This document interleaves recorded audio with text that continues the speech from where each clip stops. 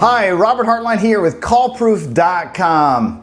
Top 10 reasons that it may be time for a sales reset.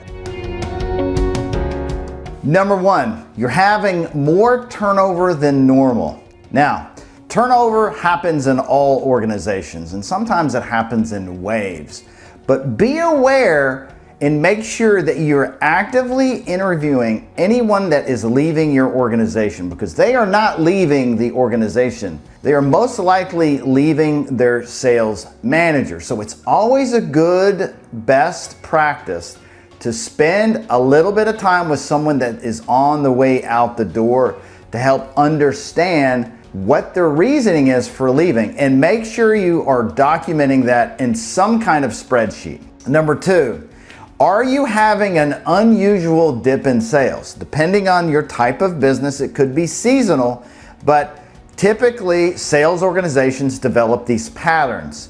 And if you start looking that your trend is changing, then you may need to take an opportunity for a sales reset. Number three, you ask your sales team what their sales goals are. If they don't know their sales goals, it's time for a reset. Number four, if your sales manager can't speak to the sales funnel, maybe he doesn't have an idea what's coming in the pipeline, or is very confused, or can't speak to the salesperson's daily activities, then that could be a sign that you have a disengaged sales manager, or he's distracted with other tasks. Maybe it's customer support inquiries, or maybe it's onboarding a new hire. Whatever the reason, they should be able to speak to the monthly sales numbers, both in activities and actually what is in the pipeline. Number five, you're getting complaints from either customers and or staff. We all have the tendency to assume the best, and that is a great place to be, because you always want to assume the best. But if you start having indications that something is not right and your gut is alarming you, do not ignore the gut. Investigate and ask questions. Number six, a lot of us are now doing our sales meetings virtually, which is a great opportunity for those of us to work from the home, spend more time with family, and maybe be more productive.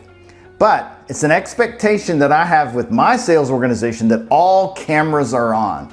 You're dressed appropriately. I'm not in PJs, right? I'm not sitting here, sitting in some shorts when I have my sales meeting. I'm gonna come to work like I am coming to work in an actual office. And the expectation is with our sales team that we're on video.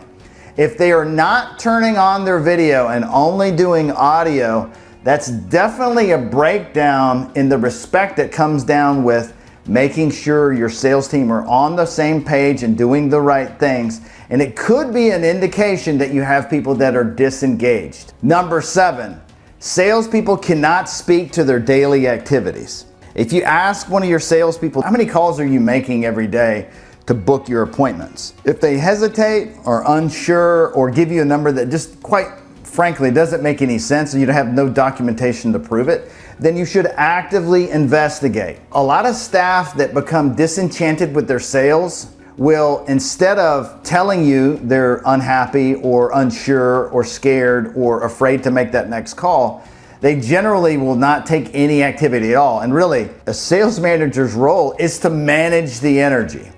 And if they detect that there's someone that's lacking the energy, they gotta get involved. Professional salespeople can speak to their numbers. They know how many deals they have in the funnel, can speak to it quickly and easily. They don't even have to think about it. Good professional salespeople know who's in the funnel, and they have a plan of what to do every single day. If they can't speak to this, it's time for a reset. Number eight, your sales team has a brand new product that needs some additional training.